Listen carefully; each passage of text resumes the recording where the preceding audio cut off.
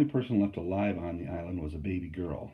The tired men who had come there to pick up furs from the Anishinaabe people stood uneasily on the rocky shore.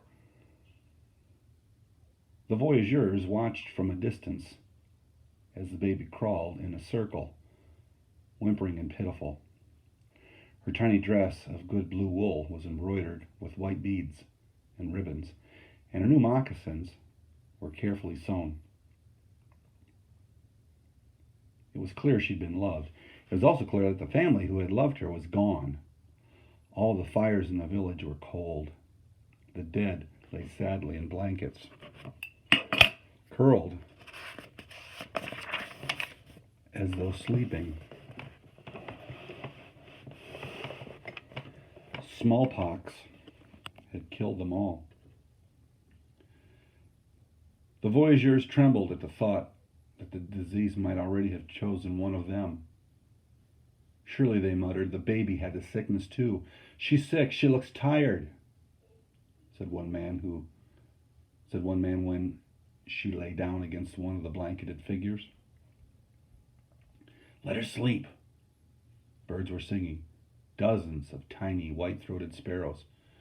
The trilling, rippling sweetness of their songs contrasted strangely with the silent horror below.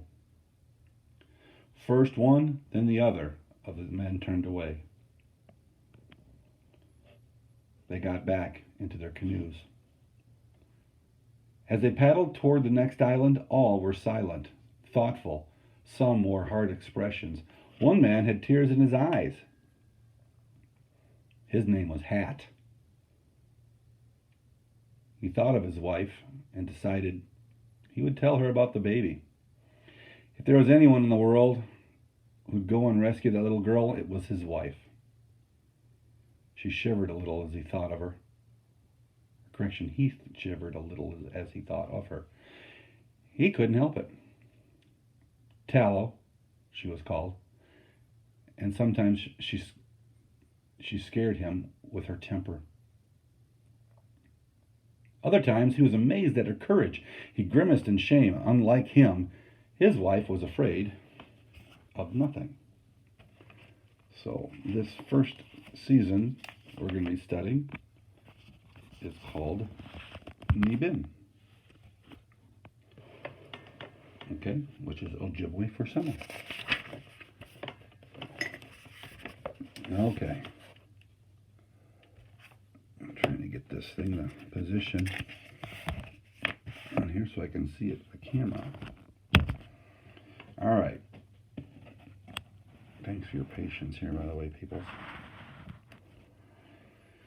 She was called Omakayas, or Little Frog, because the first step was a hop. She grew into a nimble young girl of 7 winters, a thoughtful girl with shining brown eyes and a wide grin, only missing her 2 top front teeth. She touched her upper lip. She still wasn't used to those teeth gone, and was impatient for new, grown-up teeth to complete her smile. Just like her namesake, Omakayas now stared long at the silky patch of bog before she gathered herself and jumped. One hammock. Safety. Omakayas sprang wide again. This time she landed on the very tip-top of a pointed old stump. She balanced there, looking all around. The lagoon water moved in sparkling crescents. Thick swales of swamp grass rippled. Mud turtles napped in the sun. The world was so calm that Omakayas could hear herself blink. Only the sweet call of a solitary white-throated sparrow pierced the cool of the woods beyond. All of a sudden, Grandma yelled, "I found it!" Startled, Omakayas slipped and spun her arms and wheels. She teetered, but somehow kept her balance. Too big, skipping hops, another leap, and she was on dry land. She stepped over spongy leaves and moss into the woods where the sparrows sang. nesting songs. They sang nesting songs and delicate relays. "Where are you?" Nokomis yelled again. "I found the tree." "I'm coming," Omakayas called back to her grandmother. It was spring, and it was time to cut the birch bark. So, this was one of our first activities, I guess. In the springtime, the Ojibwe cut birch bark off the birch trees. So all winter long, Omakayas' family lived in a cabin of sweet scented cedar at the edge of the village of La Pointe, on an island in Lake Superior that her people called Weyonking, which means Island of the Golden-Breasted Woodpecker. As soon as the earth warmed, the birch bark house always took shape under Nokomis' swift hands. I'm going to try and raise this again.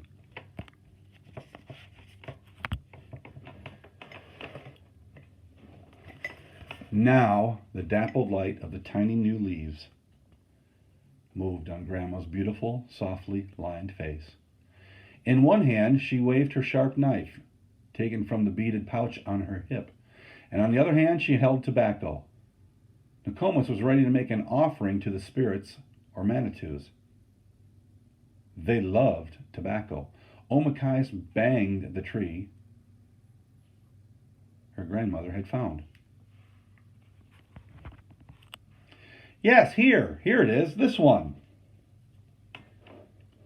Omakayas was skinny, wiry, and tough for 7 winters. She slammed the trunk of the birch with a big rotten stick. Splinters of soft wood flew. "Booney!" Nokomis scolded. "Leave it alone." She walked up to the tree and put her leathery paw-like hands on the smooth bark, feeling for flaws. "Yes," she decided, her eyes sparkling at her granddaughter. "A good one." "Is it ready?" "Get," said Nokomis. "Surely."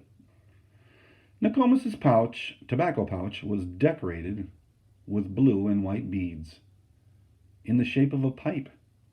She had owned this tobacco bag ever since Omakayas could remember. When she talked to the manitous, Nokomis dipped out a pinch of tobacco.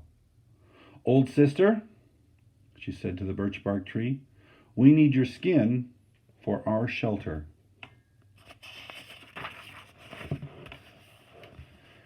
At the base of the tree, Nokomis left her offering, sweet and fragrant. Then she peered closely, deciding just where to make the first cut.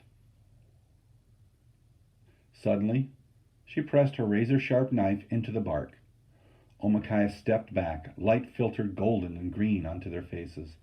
Tiny white flowers poked out of dead leaves. There were small traces of grainy old snowbanks in the shadiest spots. But in places, the sun was actually hot. Pow! As soon as Grandma made the proper cuts, the birch bark filled with spring water and nearly burst from the tree. So they literally like to cut this bark in huge sheets as big as they can and make them. And this is done again in the spring. Omakayas helped her grandmother carefully push the bark aside. Then the two peeled it away strip by strip. She and Omakayas carried the light, papery, pink-brown rolls out of the woods, down a trail to a special place near the water. Here they set up the birch bark house. Damp ground made Nokomis' old bones ache, so she spread out her brown cattail mat and sat down there to sew those pieces of bark together. Omakayas helped her, threading the tough basswood strands through holes punched by Grandma's awl. This is an awl, A-W-L, would be a long, skinny tool, kind of like a screwdriver, except without a flat end. It has a pointed end, so you can make holes with things such as birch bark or leather. again called an awl. Meanwhile, Mama and Omakayas' older sister tied together a frame of bent willow poles. Finally, as the light faded, they fastened the mats of the bark onto the willow frame, a half-skeleton of pliable saplings. The bark mats overlapped like shingles to shed the rain. Each one was secured to the next, so as not to blow off in a storm. When the house was swept out, smoothed, fussily arranged, and admired, they moved in. The children, Omakayas' brother, Little Pinch, Baby Niwu, Omakayas' older sister, Pretty Angeline, and Omakayas herself, spread their blankets around the stone fire pit. Mama and Nokomis hung the smoky woven bags of rice and tools and medicines from the willow poles above. Omakayas' family were Nishinabeg, and this was their island. Her father, her Day, was in the fur trade business, which meant that he was often gone, paddling the great canoes for the fur company, or sometimes trapping animals himself. Yellow Kettle, her mother, was quick-tempered but always laughing, and her eyes shrewdly took in the world. Yellow Kettle was a strong-looking woman and beautiful. Her smile was generous.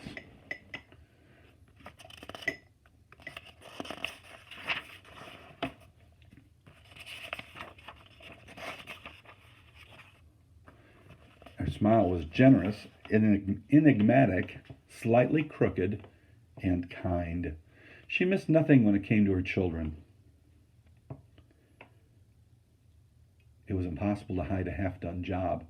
Ridiculous even to think of sneaking away in the morning before gathering wood for the fire and water for her cooking pot. And if Mama didn't notice the younger children's whereabouts, Omakayas' older sister, Angeline, surely would. Angeline was smart and so pretty, people turned in their tracks to stare at her. Her hair was thick, her hands clever. The beads in her designs were laid down in strict rows. Her stitches never faltered. Her steps, when she walked or danced, were clear and graceful. She was so perfect that Omakayas despaired. Still, she hoped that she herself would turn out like Angeline, and was sometimes embarrassed to find herself following at Angeline's heels like a puppy. Most of the time, Angeline was kind to Omakayas and let her tag along and admire from a distance. But there were also times her words were sharp and as bee stings. And at those times, Omakayas had shed tears her sister, never knew or probably even cared about. For as very beautiful people sometimes are, Angeline could be just a little cold-hearted at times. Omakayas' little brother Pinch was the only really big problem in her life. The sad truth was, and she couldn't tell this to a single person, Omakayas didn't like little Pinch. She thought there was something wrong with him. So greedy, so loud. But although his ways were mischievous and bold, Pinch loved his mother deeply, and he clung to her side. In fact, he took up all her attention, even more than the baby. He clutched Mama's skirts with fat, tough little fingers. He yelled at Omakayas if she was slow in giving up her willow doll, her little rock people, or anything else for that matter, including food. Special pieces of driftwood she found, even her favorite sleeping place near Grandma. He thought he deserved everything. He sounds like a fun guy. At least when it came to Niwu, there was nothing to complain about. He was so sweet that Omakayas often pretended that he was her very own baby. Of course, she hardly ever got to hold him, for he was still very young. Still, she was sure he preferred her to Angeline, and certainly to Pinch. Sometimes he even held his arms out to her when Mama was holding him, and yelled with delight when Omakayas picked him up. So as it grew dark,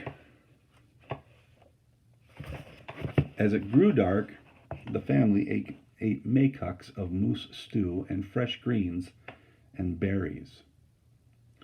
So in the back of the book, boys and girls, there's a glossary of Ojibwe words. So a makuk, it says right here, is a container of birch bark folded and often stitched together with basswood fiber. Ojibwe people use these containers today, especially for traditional feasts. And here we go. Manitous, if you look down a couple, those are spirits who inhabit the Ojibwe world and often communicate with them in dreams. And we heard the word miigwech, or miigwech. That means thank you.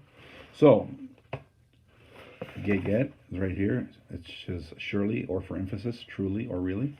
So, you'll see some words mentioned that maybe you don't understand. Take a look at the back here. There's a glossary.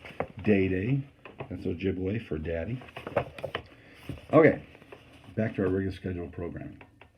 So, as it grew dark, the family ate maycuks of moose stew and fresh greens and berries, licked their fingers and bowls clean, and at last rolled themselves into warm, fluffy, rabbit-skinned blankets that still smelled of cedary smoke of the winter cabin. They were glad to be close to fire, sleeping on soft, grassy earth, under a leafy sky, and best of all, near water. They fell asleep to the peaceful, curious, continual lapping sound of waves. The fresh wind across the big lake blew away the smoke of cooking fires and vanquished the mosquitoes that came down in whining droves and had plagued them in town. It was good to sleep where the village dogs didn't bark all night, and where the only sound to disturb their dreams as the pine trees sifting wind in a lulling roar. Unless, of course, it stormed. The moon went down to a fingernail sliver, and the corn popped from the ground. The leaves of the birch grew big enough to flutter in the wind, and then one night the first storm of the summer struck the island and startled everybody from their dreams. The fire was down to red winking eyes when Omakayas woke with an uneasy feeling. Something approached.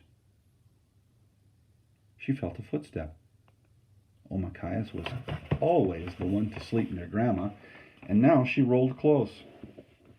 There was a lonely insistence to the sound of the wind, and then everything went still. Far off she heard one huge footstep. There was a long silence, then another step fell. The earth shook silently beneath her, vibrated as though she lay on the head of a vast drum. A drum! She remembered that Grandma had said the island was the drum of the thunder beings. Closer and closer they came, shaking earth with their footsteps. Omakayas' lonely feeling became fright. She hid her face and tried not to think of balls of witchfire or the hooting of the grandfather owl. She tried to keep herself from picturing paycucks, the skeletons of little children, flying through the woods, or the icy breath of giant wendigos striding over the ground, cracking little trees off with every foot crunch.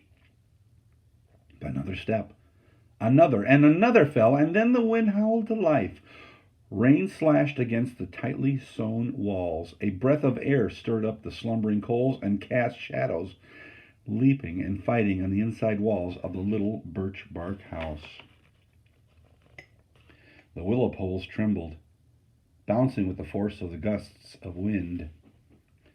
The birch bark scraped and flapped, but was held on with tight stitches.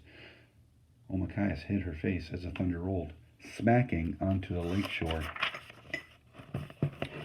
waking everything and everyone with its quick violence. The storm punished the ground and then passed over, dying off in softer mumbles.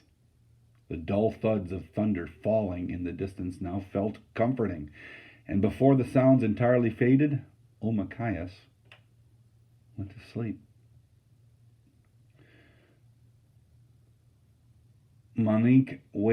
Canning Island of the golden-breasted woodpecker sparkled innocently after that night of raw thunder and lightning. Omakayas woke and immediately began wondering, what had the storm done to the trees? What had the waves washed onto the beach? What interesting bits of wood that she could use for pretend what interesting bits of wood that she could use for pretend dolls. What kind of day would it be? Where were the little berries on the edge of the path ripe yet? An unpleasant piece of wondering came to her, too. Had her mother finished scraping and tanning that ugly moose hide? Or would she have to help her? Oh, she hoped not. How she hoped. There was a saying she hated. Grandma said it all too often. Each animal, she'd say, has just enough brains to tan its own hide. Mama tanned the moose hide with the very brains of the moose, and Omakayas hated the oozy feel of them on her hands, not to mention the boring, endless scraping and rubbing that went into making a hide soft enough for moccasins. That sounds like a fun job. From a fire in the center of the bark house, a thin curl of smoke rose, then vanished through a crescent of sunlight in the roof. If only she could escape with the smoke. She could already hear Mama and Grandma outside at the cooking fires.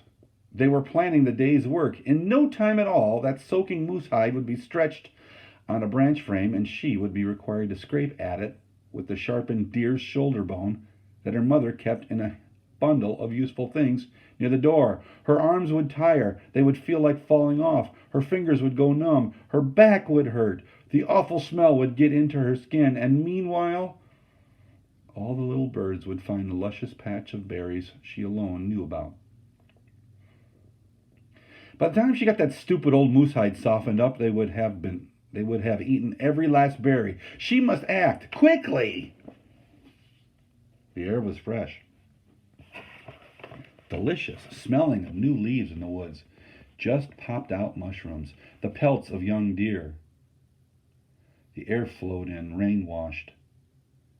Under the strips of birch bark walls she had helped sew together yesterday. Like a small striped snake, like a salamander, or a squirrel maybe, or a raccoon. Something quick, little, harmless, and desperate. She slid, crept, wiggled underneath the sides of the summer house. The seam of the bark caught her in the small of the back. Stuck tight. If only she hadn't done such a good job of sewing it up. If only, too, Angeline didn't have such quick ears and sure knowledge of her whereabouts at all times.